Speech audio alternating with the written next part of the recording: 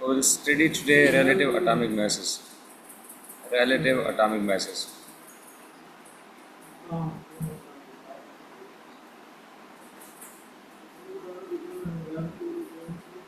We need to know what is the relative atomic mass before we go into stoichiometry calculations. तो सबसे पहले मालूम मुझे relative atomic mass होता क्या है। देखें, एक साइंटिस्ट से that in the one full stop there are 2 million atoms, यानी कि 20 लाख 20 लाख एटम्स हैं। तो इतना छोटा जो साइज़ होता है एक एटम का, यानी कि इसको अगर डिवाइड करेंगे तो इसमें से 2 मिलियन एटम्स निकलेंगे, तो यानी कि 20 लाख एटम्स। तो इतने ज़्यादा एटम्स हैं, तो एक एटम का साइज़ क्या होगा, फिर उसको मेजर करना, उसका मैस मालूम करना इज़ वेरी हार्ड। तो उसके लिए साइंसदान कहते हैं, केमिस्ट कहते हैं कि there should be standard from its own species, यानी कि इसको अब ग्राम्स के अंदर मेजर करना या मिलीग्राम के अंदर मेजर करना। हमारे पास मिनिमम जो मैस को फाइंड आउट करने का जो यूनिट होता है वो ग्राम्स होता है। तो इससे छोटा यूनिट हमारे पास नहीं है, तो लिहाजा हम क्या करेंगे, इसको अपने ही स्पीशीज़ के साथ कंपेयर करेंगे। So it we need to have standard, ठीक है। तो हमारे पास एक स्टैंडर्ड हो, ठीक है। तो और वो स्टैंडर्ड किस कौन सा है जी, कार्बन है,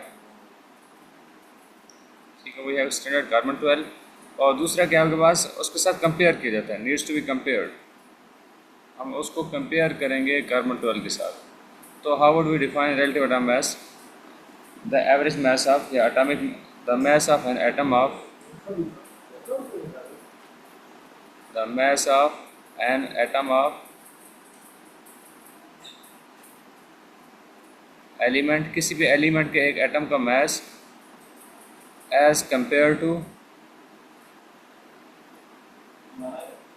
1/12 mass of an atom of carbon, mass of carbon 12, यानी कार्बन का वो वाला एटम जिसका मास 12 है उसका 1/12 के साथ कंपेयर किया जाता है। इस कॉल्ड रिलेटिव एटॉमिक मास, इस कॉल्ड रिलेटिव एटॉमिक मास। मैं इसको ज़रा एक्सप्लेन करता हूँ। इस कॉल्ड रिलेटिव एटॉमिक मास। अच्छा, कैसे इसको कहते हैं, जैसे कि मैं आपको एक एग्जांपल देता हूँ कि हमारे पास एक कार्बन है, कार्बन एक एटम है, ठीक है, जो कि उसके 12 है। उसको 1/12 मतलब उसके 12 पीसेस किए जाते हैं, यानी कि एक एटम जिसका मास 12 है उसके 12 पीसेस किए जाते हैं, तो it will be equal to 1, यानी कि इसके 1 मास वाले कितने पीसेस हो जाएंगे, 12 हो जाएंगे। इसको हम कंपेयर करेंगे, अब कोई भी एटम है दूसरे जिसके साथ हमने इसको कंपेयर करना है, ठीक है। तो हमारे पास हाइड्रोजन, हमने एक साइड पे हमने हाइड्रोजन का एटम रख दिया, ठीक है। और इधर से हमने ना ये जो हमारे पास 12 पीसेस है, 1 2 3 4 5 6 7 8 9 12, सॉरी 6 7 8 9 10 11 12, ठीक है। इसमें से हम एक उठा कर रखेंगे तो ये आपस में इक्वल हो जाएंगे, तो हम कहेंगे इसका मास कितना है, 1 है। अच्छा, इसी तरह हम एक कार्बन और लेंगे, उसके भी 12 पीसेस करेंगे, ठीक है। हमारे पास 24 पीसेस हो गए हैं।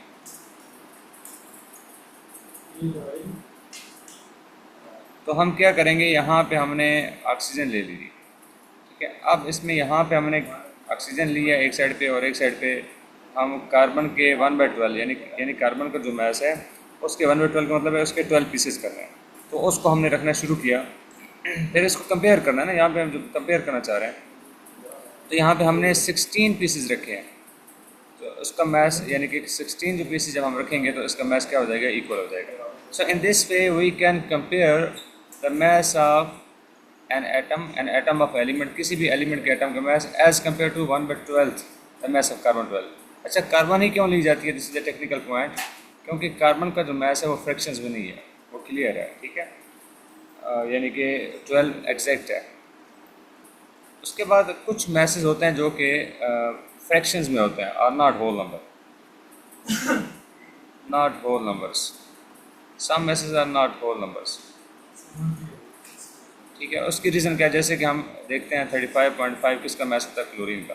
तो व्हाट इज़ द रीज़न, एक तो ये है कि it is the mixture of, it is average atomic mass, it is average atomic mass. अच्छा, एवरेज किसकी ली जाती है, इसके मिक्सचर ऑफ आइसोटोप्स पाए जाते हैं, मिक्सचर ऑफ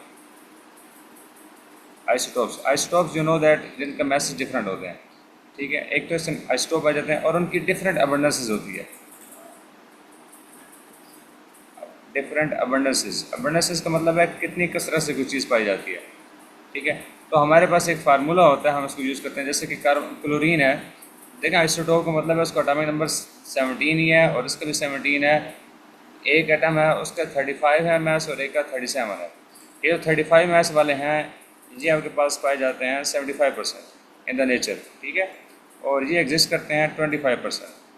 तो हम क्या करेंगे, इसका एवरेज मैस लेने के लिए हम क्या करेंगे, 75 डिवाइड बाई 100 मल्टीप्लाई बाय, यानी अबंडेंस जो है ना आउट ऑफ 100 75% पाई जाती है, मल्टीप्लाई बाय 37 प्लस आप क्या करेंगे 25 डिवाइड बाई 100 मल्टीप्लाई बाय क्या हो जाएगा, सॉरी 75% 35 वाली पाई जाती है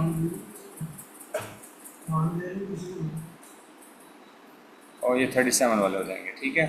तो आपके पास इनको कैलकुलेशन के बाद आपके पास आंसर आ जाएगा 26.25 प्लस 9.25, सो इट बिकम्स 35.5, ठीक है। तो इसको हम होल नंबर नहीं कह सकते हैं क्योंकि ये हमारे पास क्या है, एवरेज एटॉमिक मास है। और इसकी रीज़न क्या है कि हमारे पास क्लोरीन जो एटम है, ठीक है, इसका एटॉमिक नंबर तो सेम ही है, लेकिन इसका जो मैसेज हैं वो क्या पाए जाते हैं, डिफरेंट पाए जाते हैं, यानी कि इसका आइसोटोप्स पाए जाते हैं और उनकी अबंडेंसेस नेचर के अंदर वो क्या है, डिफरेंट है। तो इसलिए ये हमारे पास होल नंबर्स नहीं होते। अच्छा, इसी तरह हमारे पास होता है relative molecular mass. We have relative molecular mass. जब रिलेटिव का मतलब है तो उसका मतलब है कि we relate with someone, we relate with the standard, and you know that we have selected one standard that is the suitable for this, that is the carbon 12, ठीक है। उसके 1/12 से ना हम कंपेयर करते हैं, ठीक है। एक साइड पे हम ये रख लेते हैं, तो दूसरी साइड पे ना हम एक और चीज़ रख लेते हैं, ठीक है, किसी और रिलेटिव मॉलिक्यूलर मास।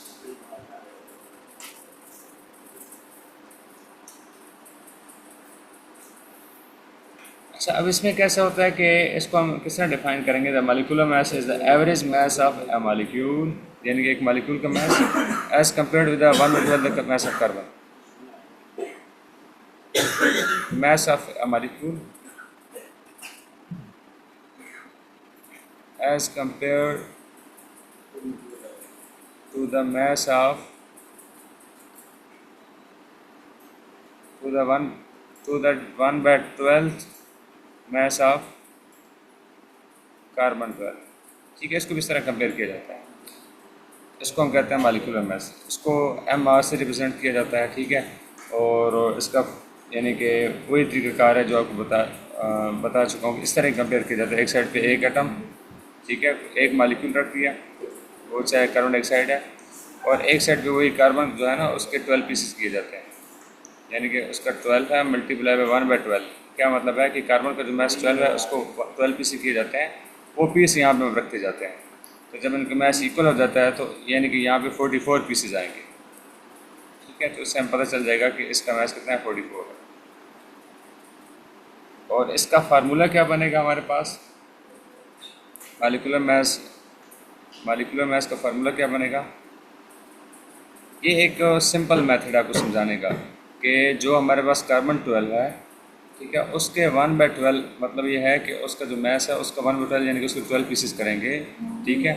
और दूसरी साइड में कोई भी हम एक मॉलिक्यूल रख रहे हैं, ठीक है, उस मॉलिक्यूल के साथ ये कार्बन 12 के जो पीसेस हैं उसको कंपेयर करेंगे, ठीक है। तो जब ये इक्वल हो जाएगा तो इसको कहते हैं रिलेटिव एटॉमिक मास, उसको हम कहेंगे, ठीक है, इसका मास है। अब मॉलिक्यूलर मास का फार्मूला क्या है, molecular mass is equal to mass of a molecule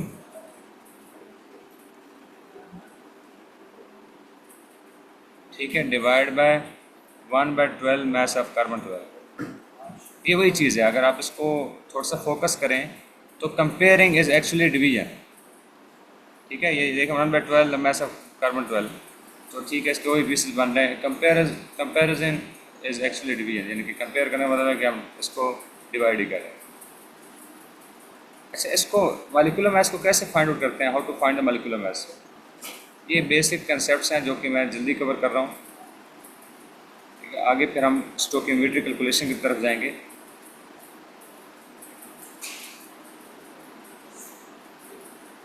अच्छा, जिस तरह हमारे पास मॉलिक्यूलर मास को कैसे डिवाइड कर फाइंड आउट करते हैं, what is the molecular mass?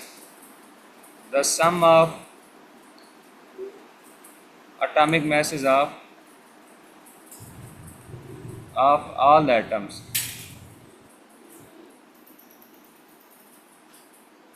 present in a molecule.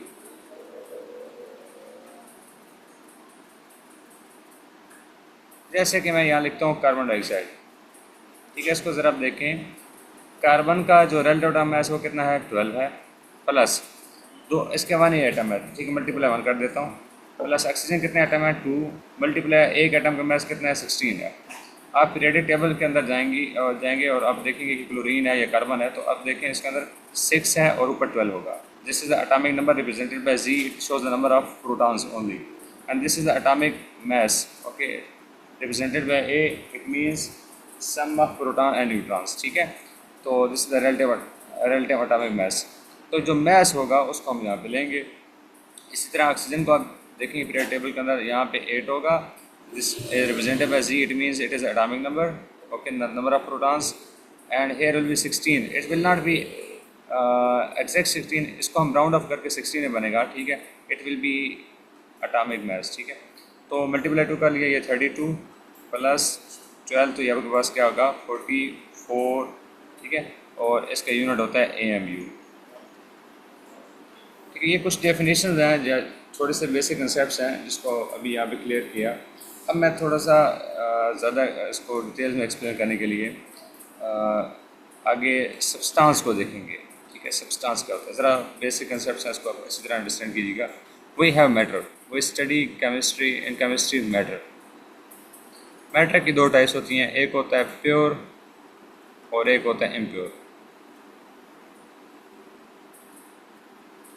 Impure को हम मिक्सर कहते हैं, impure matter is called mixer, ठीक है। और प्योर को हम क्या कहते हैं, सब्सटेंस कहते हैं। Pure matter is called substance. Pure matter जो सब्सटेंस है, इसके आगे मज़ीद दो टाइप्स हैं, एक को एलिमेंट कहते हैं या फिर इसको क्या कहेंगे, कंपाउंड कहेंगे, ठीक है ना। यानी कि जिस चीज़ को हम फार्मूला दे सकते हैं, जिसको एक फार्मूला दिया जा सकता है, that is called substance, sorry उसको कंपाउंड कहते हैं। उसको सिंबल दिया जा सकता है, दैट इज़ कॉल्ड एलिमेंट। तो ये प्योर चीज़ें होती हैं। और इम्प्योर यानी कि अगर इनका फिजिकल मिक्सर, कोई दो सब्सटेंस मिल, दो एलिमेंट्स आपस मिल गए फिजिकली, या कंपाउंड के साथ कोई एलिमेंट मिल गया फिजिकली, तो that is physical mixing is called mixture. और it has two types, you understand that, एक होती है होमोजीनियस और एक होती है हेट्रोजीनियस, ठीक है। ये यहीं पे ख़त्म हो जाता है। Physical mixing is called mixer, ठीक है। They do not combine chemically and they do not have formula and they do not have the fix ratio.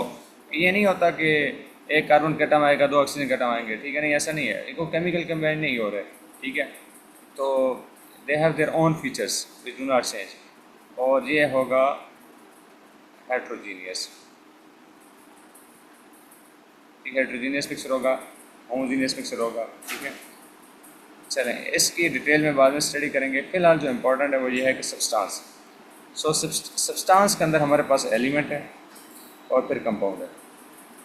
अब एलिमेंट जो होता है उसके अंदर क्या होते हैं, एटम्स। और कंपाउंड जो होते हैं इसके दो टाइप्स हैं, there are two types of compound. एक को कहते हैं हम कोवैलेंट कंपाउंड, जिसके अंदर कोवैलेंट बॉन्ड होता है।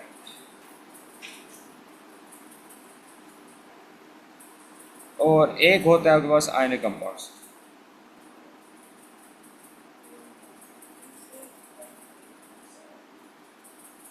अच्छा, element, let me tell you कि एलिमेंट दो किस्म के पाए जाते हैं। एलिमेंट समटाइम ये डाइएटॉमिक के फॉर्म में भी होते हैं और समटाइम फ्रीली भी होते हैं। या एटम होगा या फिर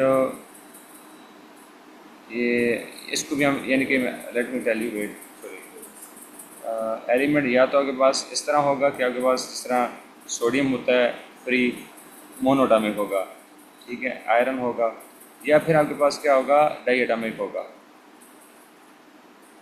तो यहाँ पे ये केमिकली कंबाइन है दो एटम्स, ठीक है। तो ये सिंपल फ्री एटम हो गया और यहाँ पे एटम्स कंबाइन है। तो वो वाले कंपाउंड जो कोवलेंट कंपाउंड्स हैं या ये वाले हैं, इनको हम मॉलिक्यूल भी कह सकते हैं क्योंकि ये इंडिपेंडेंटली एग्जिस्ट करते हैं। मैं इसको रिपीट कर लूँगा। सब्सटेंस हो गया, एलिमेंट होगा या फिर कंपाउंड होगा, ठीक है। सब्सटेंस मतलब प्योर चीज़, प्योर मैटर। एलिमेंट मज़ीद आगे, element is made up of atoms, ठीक है, और एक ही किस्म के एटम से मिलकर बना होता है। जैसे एक ही एटम्स जो कि फ्री एग्जिस्ट कर सकते हैं, सोडियम के एटम को हम सोडियम Na कहेंगे, Na2 नहीं हो सकता, Fe होगा। लेकिन कुछ ये एटम्स होते हैं गैसेस में से, जिस तरह H2 या नोबल या उसमें से, ये आपस में होमो एटॉमिक बनाते हैं, आपस में अपना कोवलेंट को ऑक्टेट को कंप्लीट करने के लिए या डुप्लीकेट को कंप्लीट करने के लिए आपस में ये बॉन्ड करते हैं, H2O2, ठीक है। तो ये अब एक एक एटम नहीं बल्कि ये दो एटम है। हाइड्रोजन है एलिमेंट है क्योंकि है तो हाइड्रोजन ही एलिमेंट, लेकिन इसके एटम दो हैं। ये सोडियम है, इसका एटम अकेला भी रह सकता है, मल्टीपल हों लेकिन इंडिपेंडेंटली एग्जिस्ट कर सकते हैं। तो ये आपस में कंबाइन होकर दो एटम मिलकर अपना ऑक्टेट या डुप्लीकेट को कंप्लीट करते हैं, ठीक है। N2 भी इसमें आ जाता है, Cl2 आ जाता है, ठीक है। और कंपाउंड में देखा जाए जहाँ डिफरेंट एटम्स आपस में मिलते हैं तो उसको कंपाउंड कहते हैं। अगर एटम्स आपस में मिलते हैं तो उसको कोवलेंट कंपाउंड कहेंगे, और अगर आयंस मिलते हैं तो उसको आयनिक कंपाउंड कहेंगे, ठीक है। तो ये जो कोवलेंट कंपाउंड्स और ये जो एलिमेंट है यानी कि H2O2, they can exist independently, ठीक है, ऐसा यानी कि इंडिविजुअली एग्जिस्ट कर सकते हैं। सो इट इज़ कॉल्ड मॉलिक्यूल। अब ज़रा देखते हैं हमारे पास, यानी कि बेसिकली हमारे पास तीन टाइप्स बन जाती हैं। एक को हम कहते हैं एटम्स, ठीक है, और एटम जो कंबाइन होते हैं, चाहे वो एक जैसे एटम मिलेंगे तो एक एलिमेंट के मॉलिक्यूल बन जाएगा, और अगर डिफरेंट एटम्स मिलेंगे, ठीक है, तो कंपाउंड ऑफ किसके बन जाएंगे, कंपाउंड ऑफ कंपाउंड बन जाएंगे, ठीक है। तो we can say we have substance in three form, atom, ठीक है, उसके बाद है आपके पास molecule, molecule of element, molecule of compound यानी कोवलेंट कंपाउंड। यहाँ पे मज़ीद आपके लिए आसान हो जाएगा। और फिर आपके पास है कंपाउंड,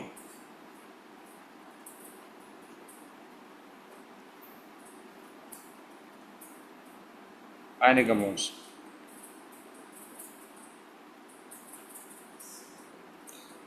देखें आपके पास सब्सटेंस जो कि प्योर फॉर्म है वो तीन फॉर्म में एग्जिस्ट करती है, या एटम होगी, ठीक है, या फिर मॉलिक्यूल होगी। मॉलिक्यूल क्या होता है, जब एटम्स आपस में मिलते हैं ना तो मॉलिक्यूल बन जाता है। एक ही एलिमेंट के एटम मिलेंगे तो मॉलिक्यूल ऑफ एलिमेंट कहेंगे। मॉलिक्यूल तो इसलिए कहेंगे क्योंकि एटम्स आपस में मिल चुके हैं, ठीक है, मॉलिक्यूल कहेंगे। लेकिन एक ही एलिमेंट के एटम्स मिल रहे हैं तो उसको कहेंगे मॉलिक्यूल ऑफ एलिमेंट। लेकिन अगर डिफरेंट एलिमेंट्स के एटम्स आपस में मिल रहे हैं तो उसको कहेंगे मॉलिक्यूल ऑफ कंपाउंड, ठीक है। तो अगर इंडिपेंडेंट एटम है तो उसको एटम कहेंगे, ठीक है। आगे मॉलिक्यूल ऑफ, मॉलिक्यूल का मतलब एटम्स की केमिकली कम्बिनेशन, ठीक है। तो अगर एक ही एलिमेंट के मिल रहे हैं एटम्स तो इसको कहेंगे मॉलिक्यूल तो बन गया क्योंकि एटम्स मिल रहे हैं, तो मॉलिक्यूल ऑफ एलिमेंट, और इसको कहेंगे मॉलिक्यूल ऑफ कंपाउंड। और इसमें हमारे पास जो एटम्स मिलते हैं ना डिफरेंट एलिमेंट्स के, तो ये कोवलेंट होता है, मॉलिक्यूल ऑफ कोवलेंट कंपाउंड, ठीक है। आयनिक कंपाउंड को इसलिए अलग कर रहे हैं क्योंकि ये जो होता है इसमें आयंस मिलते हैं, ठीक है। अब ज़रा इनकी एग्जांपल मैं आपको दे देता हूँ। आप इसमें Na देखेंगे, सोडियम, Fe, इसमें एलिमेंट में मॉलिक्यूल है तो इसमें H2 देखो, ठीक है, O2, ठीक है। देखें ये दो एटम्स मिले हैं तभी तो मॉलिक्यूल बना, लेकिन एक ही एलिमेंट के मिले हैं तो इसको कहेंगे मॉलिक्यूल ऑफ एलिमेंट। इसमें भी एटम्स मिलते हैं लेकिन एक एलिमेंट के नहीं होते, डिफरेंट के होते हैं, CO2, H2, और इसके अंदर क्या होते हैं, इसमें आयंस मिलते हैं, ठीक है। Na प्लस आयन वाला है, Cl माइनस, NaCl, कैल्शियम +2 होगा और ऑक्सीजन -2, तो ये कैल्शियम ऑक्साइड है, एट्सेट्रा। इनका जो एटम का मास इसको कहेंगे एटॉमिक मास। क्या कहेंगे, एटॉमिक मास।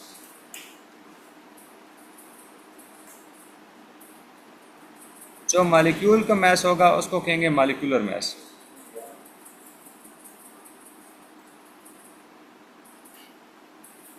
और जो आयनिक कंपाउंड का मास होगा उसको कहेंगे फार्मूला मास।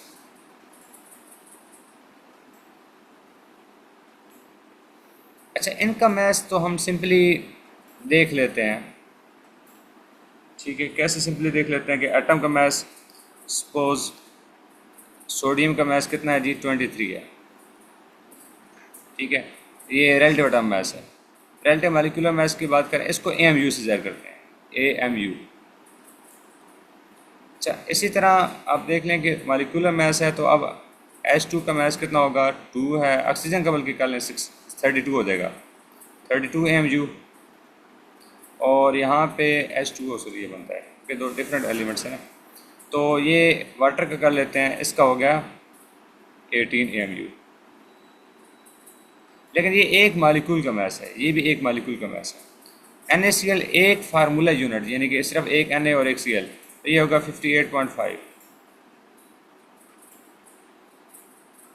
ठीक है, अब यहाँ तक तो क्लियर हो गया कि एटम को इस तरह रिप्रेजेंट किया जाता है। मालिक्यूल की दो टाइप्स होते हैं। मालिक्यूल का मतलब एटम्स जब कंबाइन होते हैं केमिकली, तो it can be molecule of element अगर same type of atoms combine हो रहे हैं, और मालिक्यूल ऑफ कंपाउंड हो गए अगर if it has different types of the atoms of different elements, atoms of the different elements.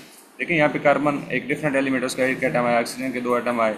ठीक है, और इस तरह आयनिक कंपाउंड वो होता है जिसमें आयंस कंबाइन होते हैं, इसको एटॉमिक मास कहते हैं, इसको मॉलिक्यूलर मास कहते हैं, और इसमें फार्मूला मास कहते हैं। ठीक है, अच्छा, अब ये एक एटम का मास है। अब एक एटम बहुत स्मॉल यूनिट है, बहुत स्मॉल चीज़ है, इसको हम प्रैक्टिकल लाइफ में इसको कैलकुलेट नहीं कर सकते। तो साइंसदानों ने क्या किया है कि इसको ना,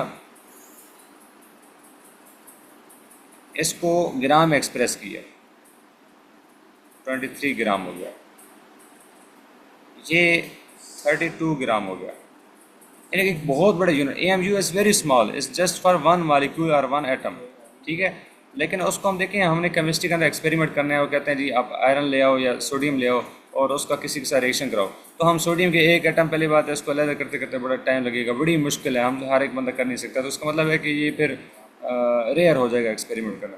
तो साइंसदानों ने क्या किया, केमिस्ट ने क्या किया कि इसको एक इक्वल यूनिट और एक अपग्रेड कर दिया इसको, कि AMU की बजाय इसको ग्राम में, ताकि इसको हम कैलकुलेट कर सकें, इसको हम डेली लाइफ के अंदर एक्सपेरिमेंट कर सकें और इसको यूज़ कर सकें। ठीक है, तो इसको 18 ग्राम कर दिया, इसको 58.5 कर दिया। तो जब भी किसी एटम का, मॉलिक्यूल का या आयनिक कंपाउंड का मास ग्राम में एक्सप्रेस किया जाए तो उसको हम एक मोल कहते हैं।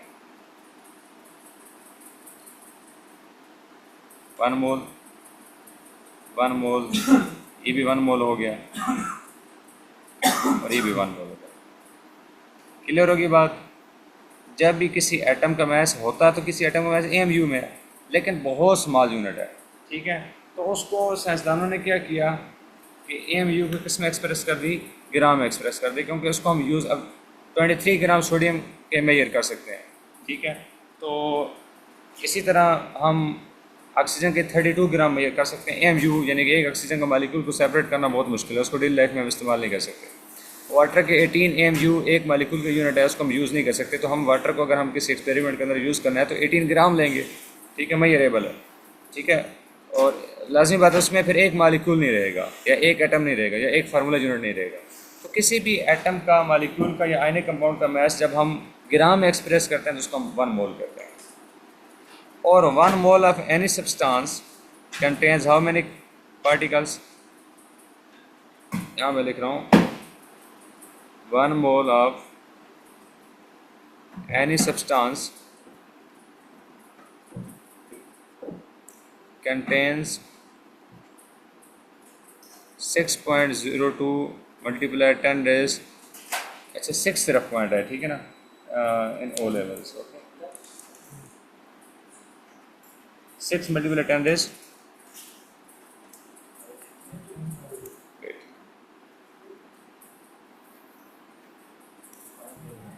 6 multiply 10 raised 23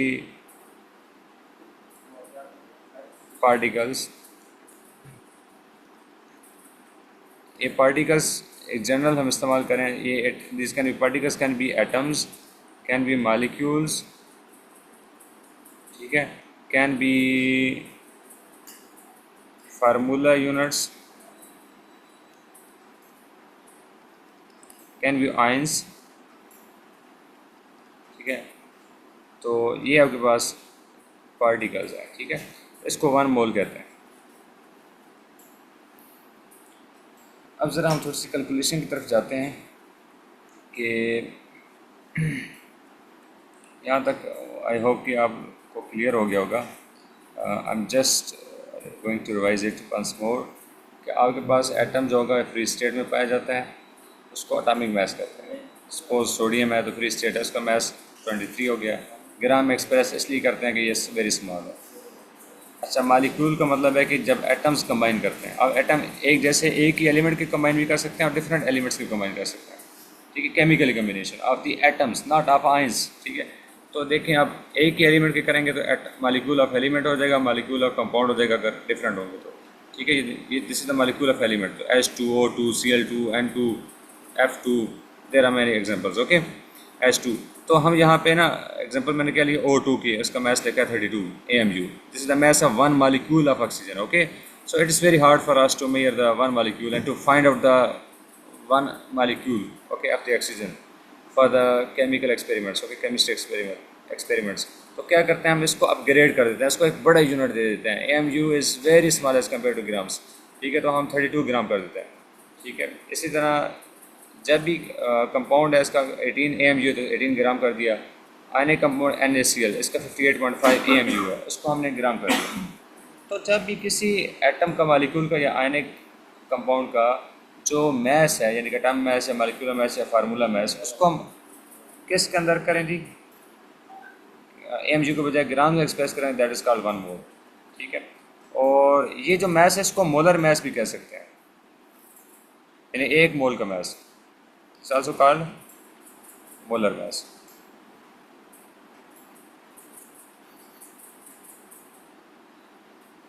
मोलर मैस मैं यहाँ लिख रहा हूँ,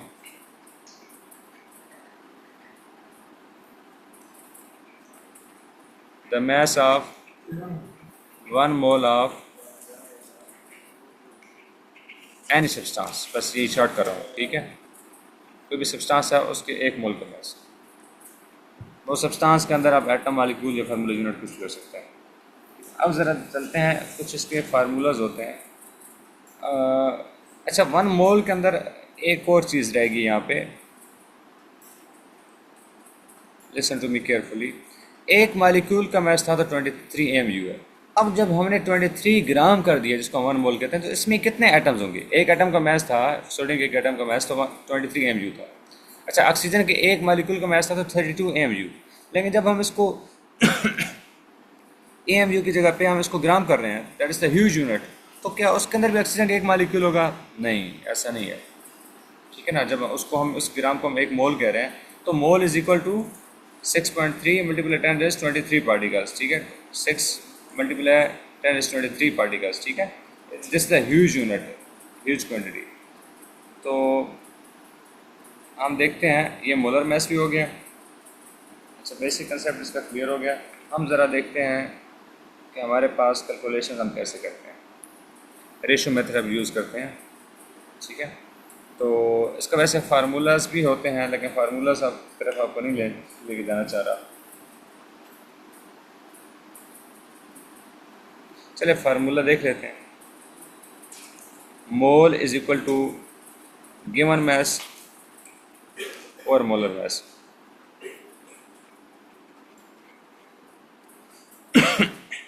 सपोज मैं कहता हूँ कार्बन के हमारे पास 18 ग्राम है, इसके कितने मोल हैं जी? मोल ज़रा देखें, नंबर ऑफ मोल्स देखें इसके। तो हम इसका मोलर मैस हमें मालूम है कि 1 मोल का मैस कितना है, ठीक है। कितना है जी? 12 ग्राम पर मोल, ठीक है। तो इस तरह हम इसको क्या करेंगे कि इसका mole is equal to given mass इसका 18 ग्राम हो जाएगा, यानी कि हम 18 ग्राम में कितने मोल हैं, और 1 मोल का मैस होता है 12 ग्राम पर मोल, ठीक है। इसको हम वैसे यूज़ नहीं करते इस मेथड को, वैसे आपको समझा रहा हूँ बेसिक। तो हमारे पास ये जाएगा 1.5 मोल जी, 1.5 ये पर मोल है ना, ऊपर जाके 1.5 मोल बन जाएगा। और इसका एक और सिंपल मेथड है, वो है रेशियो मेथड,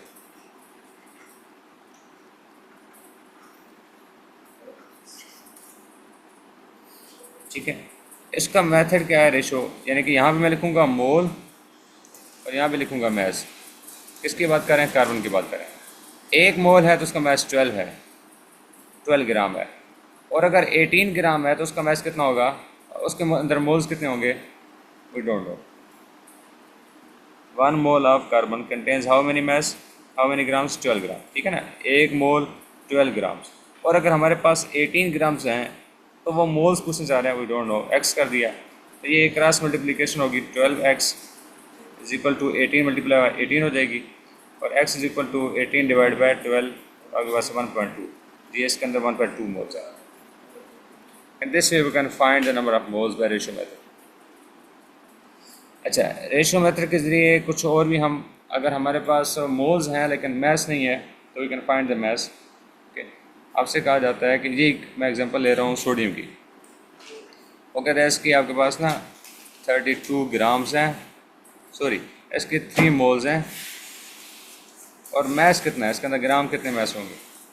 तो we know that mass ratio moles, ज़रा हम देखेंगे इसका 1 मोल है तो मैस इसका कितना, मोलर मैस कितना होता है, 1 मोल के अंदर कितना मैस होता है। Will go to periodic table, will see that it has 23 grams, ठीक है।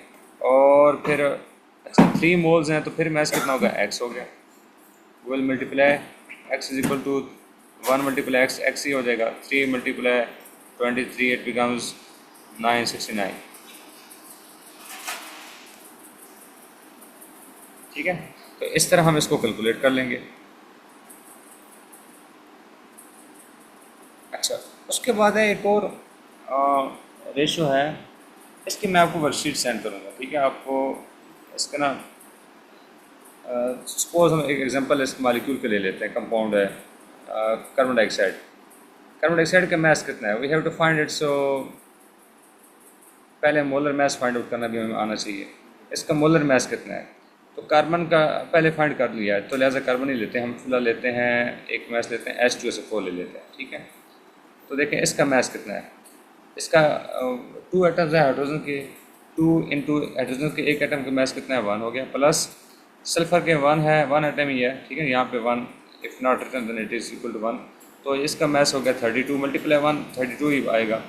अच्छा 4 एटम्स हैं तो 4 मल्टीप्लाई सल्फर के ऑक्सीजन के एक एटम का मास कितना हो गया, 16, ये बन जाएगा 64 प्लस 32 प्लस 2, तो ये बन जाएगा आपके पास 98 ग्राम, ठीक है। अगर आप इसी को 98 को लिखे को AMU, इसका मतलब है कि सल्फ्यूरिक एसिड के एक मालिक्यूल का मास, जो हमारे लिए बहुत मुश्किल है, और इसी को अगर आप ग्राम एक्सप्रेस कर लोगे तो ये बन जाएगा मोल बन जाएगा, ठीक है, मोलर मास, यानी कि मोल बन जाएगा इज इक्वल टू 1 मोल, ठीक है।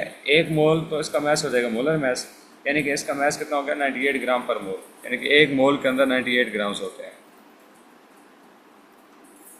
अब इसको कैलकुलेट कर लेते हैं। इसका हम क्या कैलकुलेट करेंगे जी, आपसे कहा जा सकता है कि इसके ना हमारे पास हो 490 ग्राम्स हैं, ठीक है, मास है, और इसके मोल्स कितने हैं, you have to find out, ठीक है। तो आप पहले आप इसको मास मोल रेशो मास करेंगे, 1 मोल के अंदर 98 ग्राम है, ये तो हमारे पास स्टैंडर्ड है, इज़ इट क्लियर। 1 मोल होगा तो 98 ग्राम, ये 98 ग्राम पर मोल, यानी कि 1 मोल के अंदर 98 ग्राम हो गए। And if we have 490 gram then what will be the amount of moles, x, ठीक है। तो ये बन जाएगा 98x is equal to 490 and x is equal to 490 divide by 98, तो इट बिकम्स 5, तो ये 5 मोल्स आ जाएंगे, ठीक है। 490 ग्राम्स के अंदर 5 मोल्स आ जाएंगे सल्फ्यूरिक एसिड के। अच्छा, अब वो कहता है कि आप ना, अब नेक्स्ट चीज़ यहाँ तक तो क्लियर हो गया कि मोल रेशो मैस और मैस रेशो मोल, ठीक है, मोल से मैस फाइंड आउट कर सकते हैं और मैस से मोल्स फाइंड आउट कर सकते हैं। अब आपसे कहा जाता है कि इसमें एवोगैड्रोस नंबर फाइंड आउट करें, हाउ मैनी मॉलिक्यूल्स, ठीक है। तो मोल रेशो मॉलिक्यूल्स कर लेंगे, मॉलिक्यूल्स करने तो मॉलिक्यूल कर लें, एटम्स करने एटम कर लें, ठीक है। तो देखें 1 मोल के अंदर 6 multiply 10 raise 23 number of molecules होते हैं। And if we have 5 moles then what will the amount of molecules, x, x will be equal to 5 into 6 multiplied 10 raised 23, x becomes 30 into 10 raised 23, और ये एक पॉइंट यहाँ ले जाएं तो 3.0 multiply 10 rays 24 हो जाएगा, ठीक है, मॉलिक्यूल्स। तो आप मोल से मालिक्यूल को भी फाइंड आउट कर सकते हैं, ठीक है ना। एक मोल होगा, अगर मोल्स आपके पास फाइंड आउट हो गए तो आपको पता है मालिक्यूल्स कितने होते हैं एक मोल्स के अंदर, मालिक्यूल्स कितने होते हैं, एटम्स कितने होते हैं या आयंस कितने होते हैं, you can easily find out, ठीक है। तो यहाँ तक आप देखें, आपको कुछ मैं होमवर्क दे रहा हूँ, आपने मोल्स फाइंड आउट करने हैं, ठीक है। किस में? 12 ग्राम ऑफ Na में, 120 ग्राम ऑफ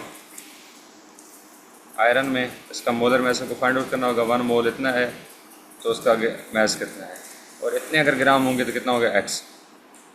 इस तरह आपके पास 150 ग्राम ऑफ Cl2, अब ये मालिक्यूल आ गया, ठीक है, मालिक्यूल ऑफ एलिमेंट आ गया। 23 ग्राम ऑफ N2, इसके अंदर आपने मोल्स फाइंड आउट करने हैं। अब मालिक्यूल ऑफ कंपाउंड में दे रहा हूँ, 48 gram of H2O,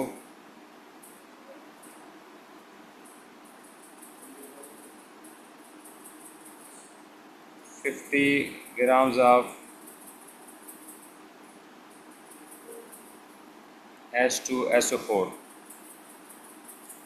90 gram of, थोड़ा सा मुश्किल देता हूँ ताकि आपको मालिक्यूलर मैस फाइंड आउट करने का मेथड पता चल जाए, HNO3, ठीक है। इसका मोलर मैस फाइंड आउट करेंगे, एक मोलर मैस के अंदर कितना, इतना मैस है, 90 ग्राम कितना होगा और मोल कितने होंगे x, ठीक है। ये आपके पास हो गया। अब मैं ज़रा आयनिक कंपाउंड देता हूँ, 100 ग्राम ऑफ कैल्शियम कार्बोनेट, ये आपने मोल्स फाइंड आउट करना है, you have to find the moles in this.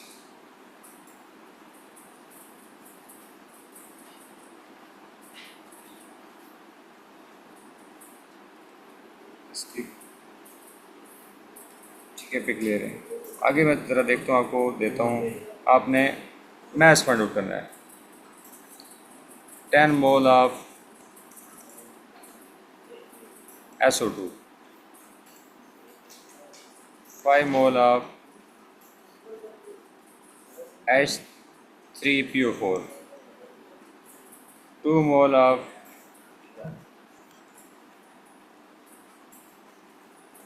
Br2, ठीक है, क्लियर हो गया। अब आपने क्या फाइंड आउट करना है,